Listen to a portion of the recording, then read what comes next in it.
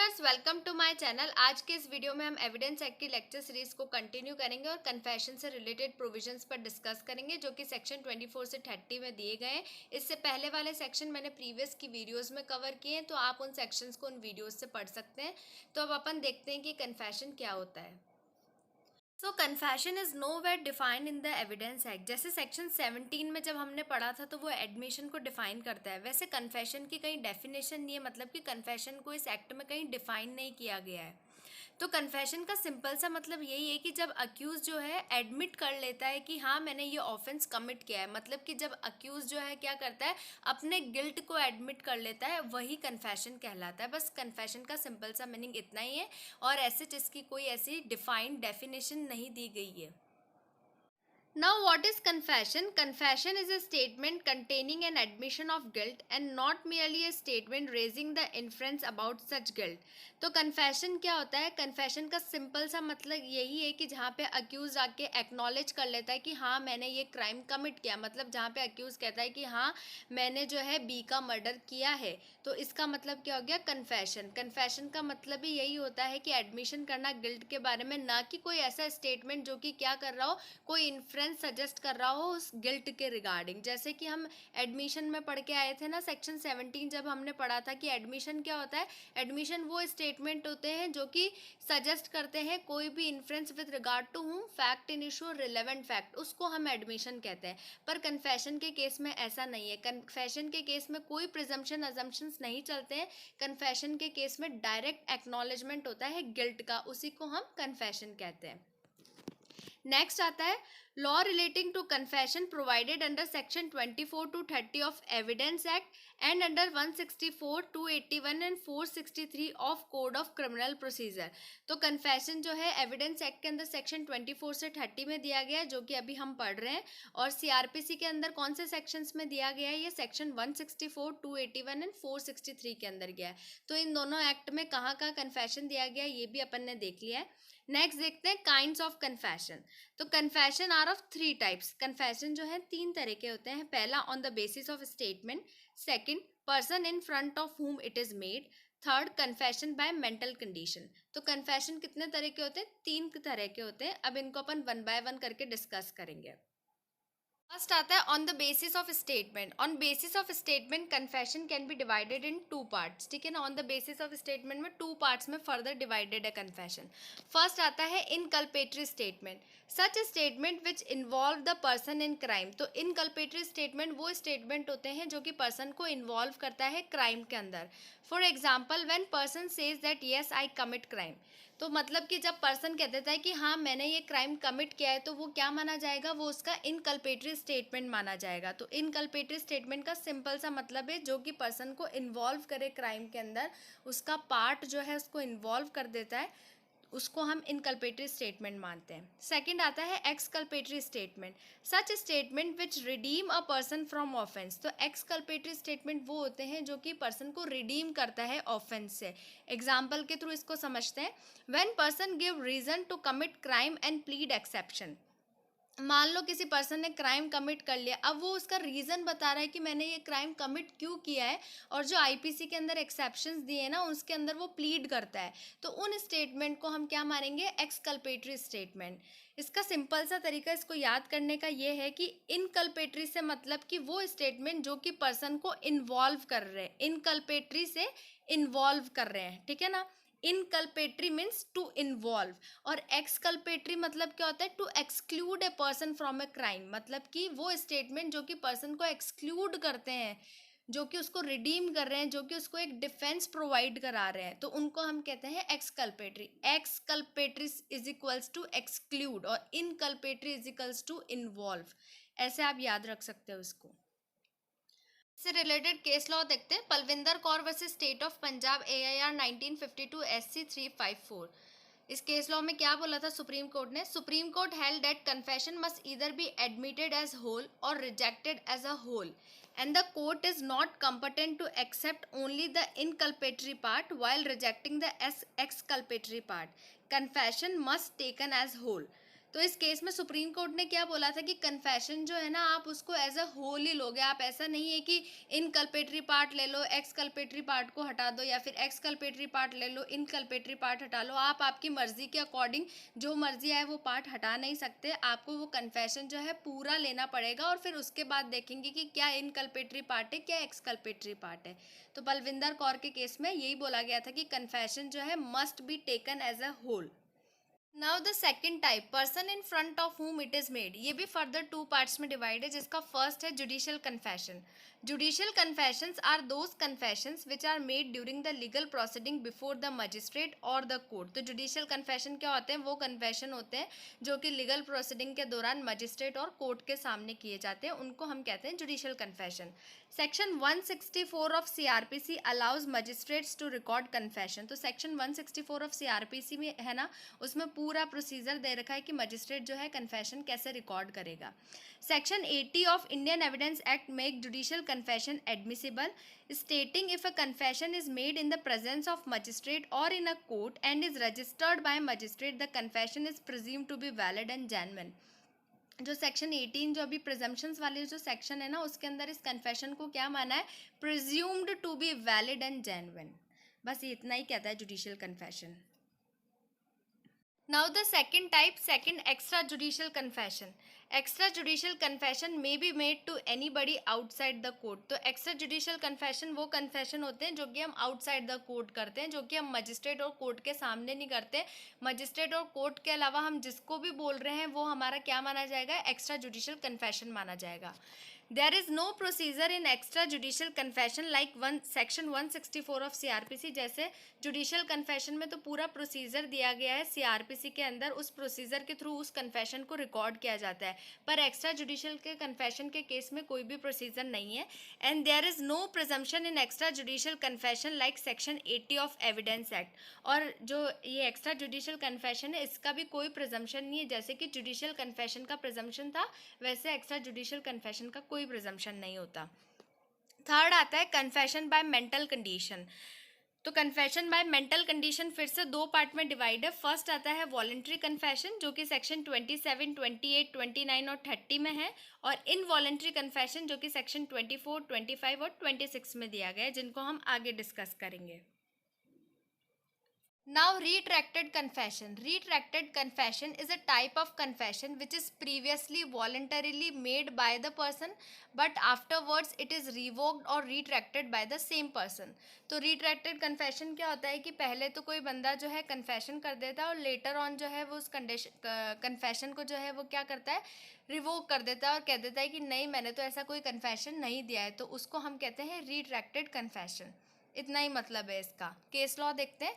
Sakharam versus state of Maharashtra AIR 1994 SC 1594। Retracted confession is a relevant confession but it needs to be corroborated by independent evidence and court should satisfy himself before convicting a person on the basis of retracted confession।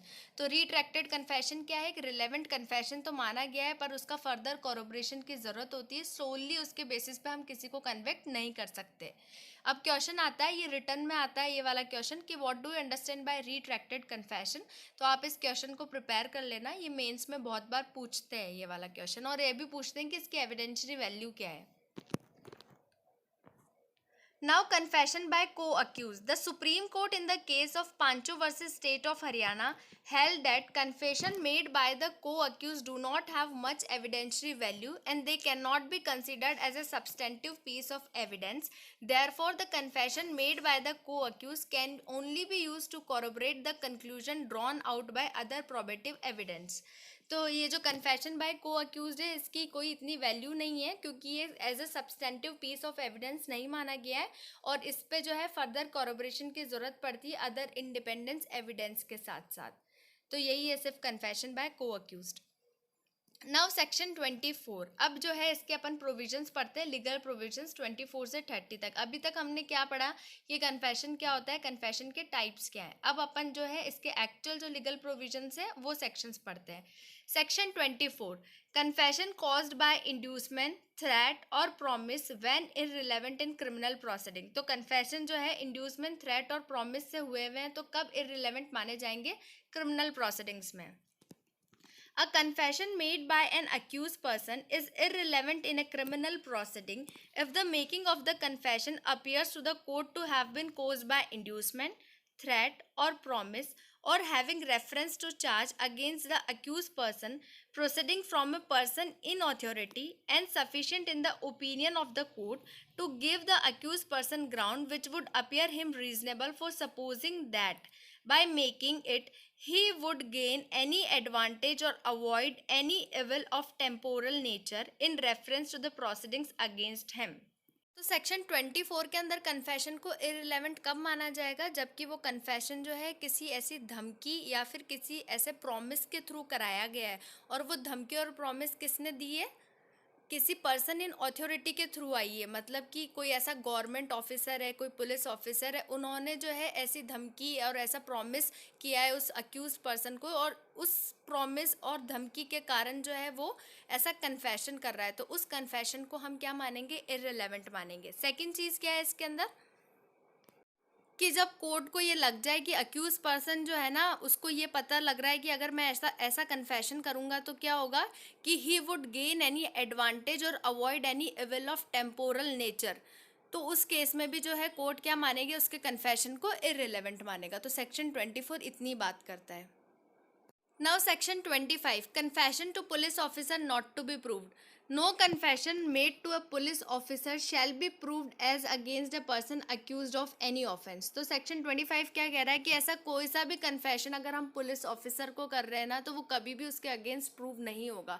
मतलब कि police officer को कोई भी confession कर दो, वो आपके against उस कन्फेशन को यूज़ नहीं कर सकता। सेक्शन 24 इतनी सी बात कहता है कि पुलिस ऑफिसर का कोई भी कन्फेशन किया गया आपके अगेंस्ट वो प्रूव नहीं कर सकता। ये टाइटल बेस्ड क्वेश्चन है, और इससे क्वेश्चन आता है कि क्या पुलिस ऑफिसर को कन्फेशन किया हुआ प्रूव्ड माना जाएगा या वो आपके अगेंस्ट प्रूव कर सकता है। तो नहीं, कोई भी ऐसा कन्फेशन जो कि हम पुलिस ऑफिसर को कर रहे हैं, जो कि अक्यूज पर्सन पुलिस ऑफिसर को करता है, पुलिस ऑफिसर आपके अगेंस्ट यूज नहीं कर सकता। Section 26, confession by accused while in custody of police not to be proved against him.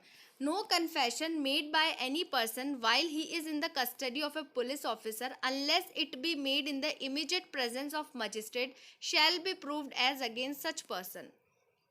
तो सेक्शन 26 क्या कह रहा है कि ऐसा कोई सा भी कन्फेशन जो कि पर्सन जो है पुलिस कस्टडी के अंदर कर रहा है, उस कन्फेशन को भी पुलिस जो है उस अक्यूज पर्सन के अगेंस्ट यूज़ नहीं कर सकती, अनलेस वो कन्फेशन जो है मजिस्ट्रेट की प्रेजेंस में हो रहा है, तो उस कन्फेशन को पुलिस जो है वो यूज़ कर सकती है। अदरवाइज वो पुलिस की प्रेजेंस में है तो उस कन्फेशन को आपके अगेंस्ट पुलिस यूज़ नहीं कर सकती है। तो 25 और 26 के बीच में बेसिक डिफरेंस क्या है। 25 तो सिर्फ ये कह रहा है कि आप जब पुलिस के सामने कुछ चीज़ कन्फेस कर रहे हो, और 26 कह रहा है कि जब आप कस्टडी में रहते हुए कोई चीज़ कन्फेस कर रहे हो।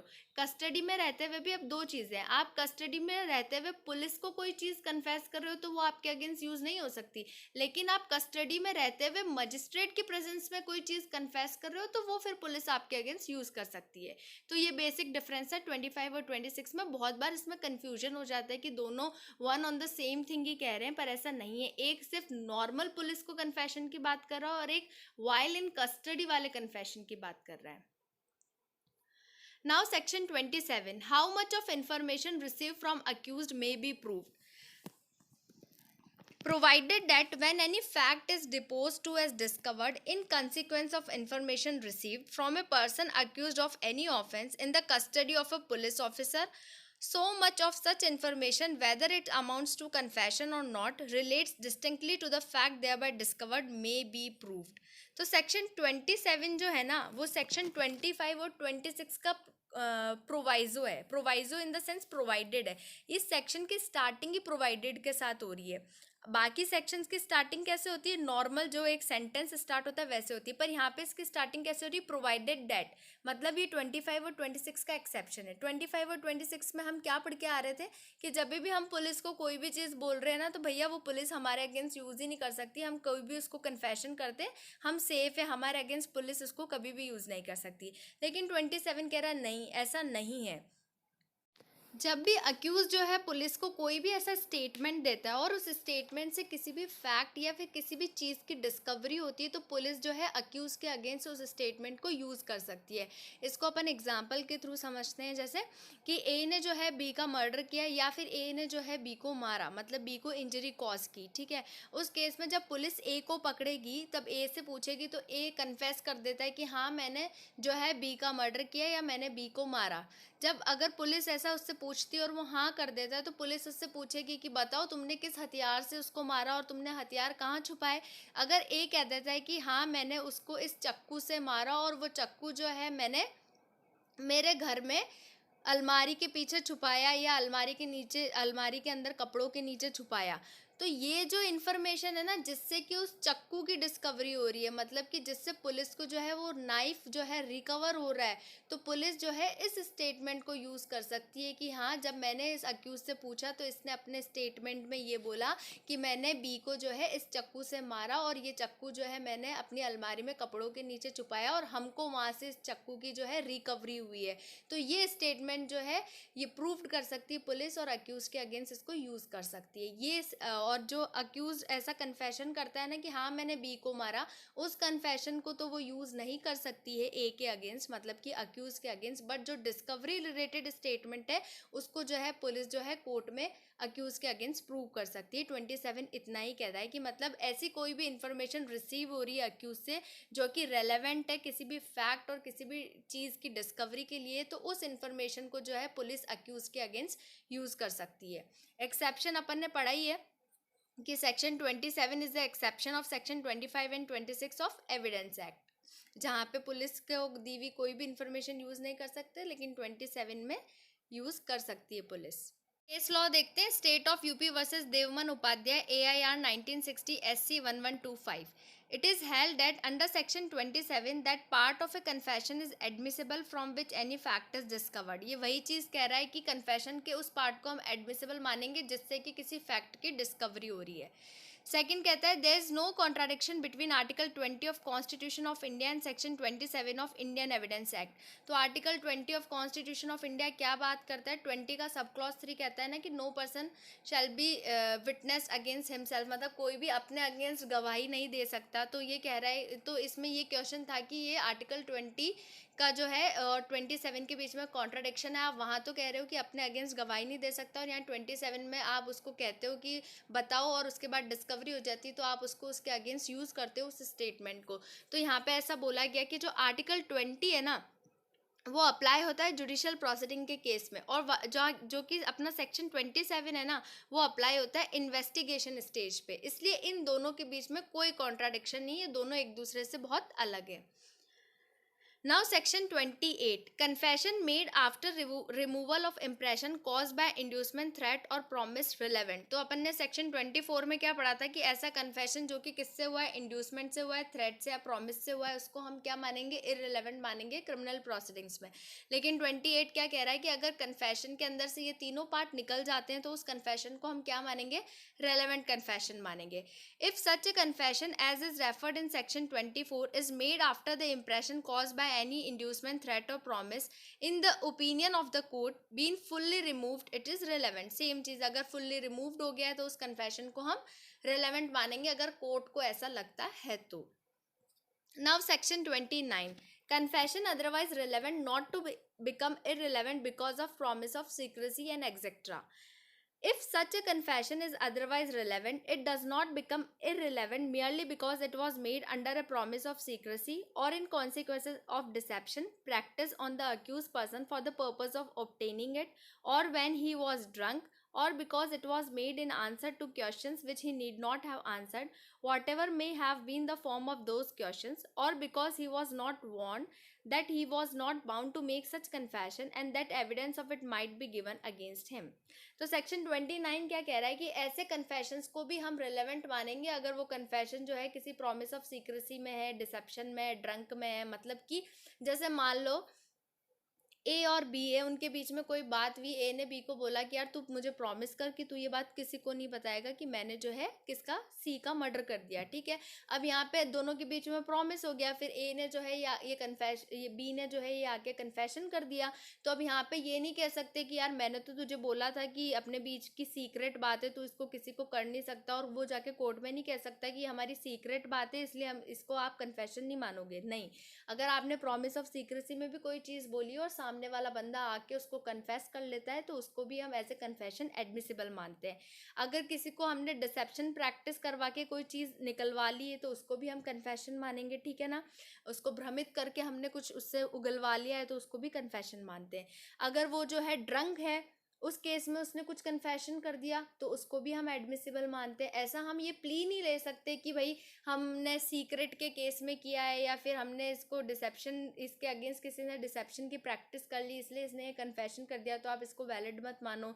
या फिर हम ये नहीं कह सकते कि ये तो ड्रंक था और फिर इसने ड्रंक की स्टेट में जो है कन्फेशन कर दिया तो ये कन्फेशन कैसे रेलेवेंट हो गया, नहीं। तो इन कन्फेशंस को भी हम रेलेवेंट मानते हैं। और क्या कह रहा है ये, it was made in answers to question which he need not have answered. ऐसे क्वेश्चंस पूछ रहे हैं जिनका उसको जवाब नहीं देना था और फिर भी वो जवाब दे देता है, तो उन कन्फेशंस को भी एडमिसिबल मानते हैं। What ever may have been form of those questions हो गया। और because he was not warned, या फिर बहुत बार ऐसा होता है ना कि ऐसे वार्निंग देते हैं, जैसे सेक्शन 164 में जो है मजिस्ट्रेट वार्निंग देता है कि आप अगर ऐसा कोई भी स्टेटमेंट दे रहे हो ऑन रिकॉर्ड मजिस्ट्रेट को कोर्ट के सामने, तो उस स्टेटमेंट को एज ए कन्फेशन आपके अगेंस्ट यूज़ किया जाएगा। और उस टाइम जब अक्यूज़ कहता है कि हाँ मेरे को इस चीज़ का पता है कि ये स्टेटमेंट मेरे अगेंस्ट यूज़ होगा, तब ही जो है मजिस्ट्रेट जो है उसके कन्फेशन को रिकॉर्ड करता है। तो यहाँ पे वैसी वाली चीज़ है कि अगर उसको वार्न नहीं किया गया, मतलब उसको ऐसी वार्निंग नहीं दी गई है और फिर भी जो है उससे ऐसा कोई स्टेटमेंट निकलवा लिया गया है तो भी उसको एज ए कन्फेशन एडमिसिबल माना जाएगा। And that evidence of it might be given against, ठीक है।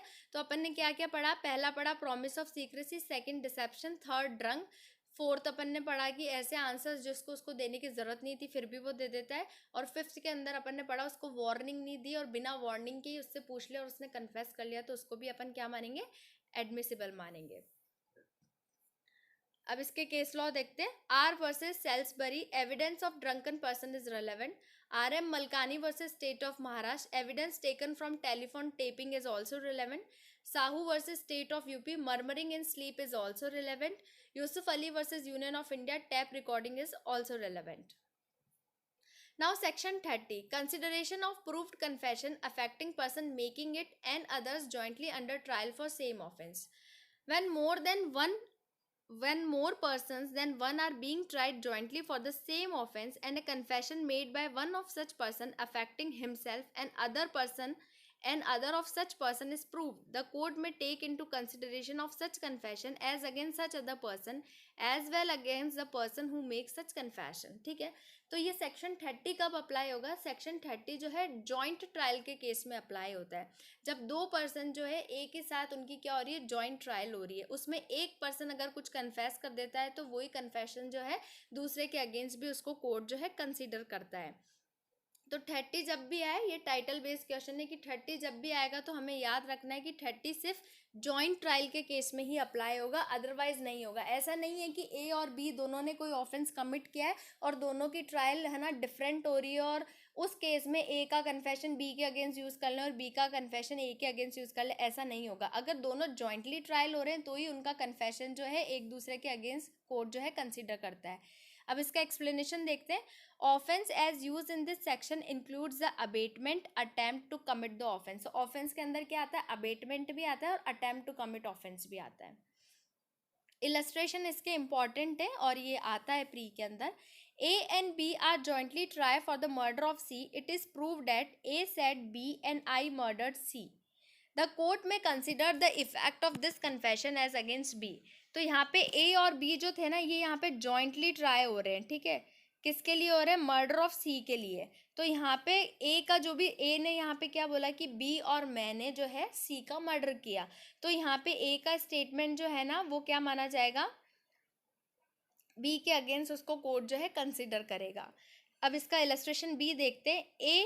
is on his trial for the murder of C, there is evidence to show that C was murdered by A and B, and that B said A and I murdered C. This statement may not be taken into consideration by the court as against A and B is not being jointly tried. अब ये वही वाली बात है कि अगर ये separately trial हो रहे तो यहाँ पे उसके स्टेटमेंट को कंसिडर नहीं करेगा कोर्ट, क्योंकि यहाँ पे उनकी जॉइंटली ट्रायल नहीं हो रही है. तो सेक्शन 30 के अंदर सिर्फ इतना बोला गया है कि कन्फेशन को एक दूसरे के अगेंस्ट तब यूज़ किया जाएगा जब वो जॉइंटली ट्रायल किए जा रहे हैं. अगर वो सेपरेटली ट्रायल किए जा रहे हैं तो उनके कन्फेशन को एक दूसरे के अगेंस्ट यूज़ नहीं करेंगे.